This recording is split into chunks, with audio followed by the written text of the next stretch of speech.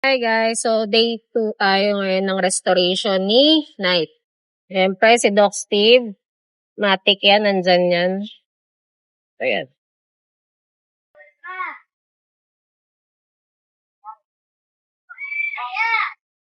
So yun, naayos yung sa front ko kasi may problema eh. I-desk drive namin kasi ito kagabi, oras na kami natapos. Nasa natapos to, alas 12 na, no? Anong oras na yan tapos? 12 midnight. 12 midnight, huwag ka na mag-isip. Ako na nagsagot eh. So yun, 12 midnight kami natapos. Tapos bumalik ulit ako ngayon. So yung diskarte dito, yung banda sa brake caliper ay binawasan para mas sumagad yung pagkagat ng brake. So dito, first time ko makita ng multicolors na metal block.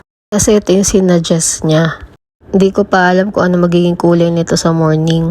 And this one, bagong mga mags to. Pinakulayan din natin. Same lang sa una. Pero suggestion ni painter, lagyan daw niya ng onting glitters. Kung papansinin nyo, yung naging effect ng multicolor na metal is hindi naging maganda. Hindi dark yung pagka-black niya. Metallic. Yung katulad ng dati. At ayan, bumalik kami sa Antipolo para ipaayos ulit yung kulay ni Knight. Actually, fully paint na yan. Niliha lang niya. Dahil kung naalala nyo, bumakat yung mga plastic sa fairings nung nakaraan. Yung gusto ko sanang kulay, yung pagka-metallic niya, jet black. So this day is pang third day ng restoration ni Knight.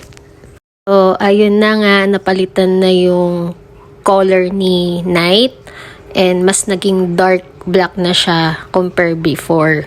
And ito, ngayon, if you can see, ina-assemble na ulit siya para ibalik yung mga kaha dun sa motor.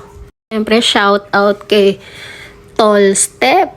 Siyempre, napakahirap ng kanyang ginagawa. Imaginein mo, baklas kabit ang ginagawa kay Knight. Siyempre, pasalamat tayo. Meron tayong mga tropang nandyan at tumutulong sa atin.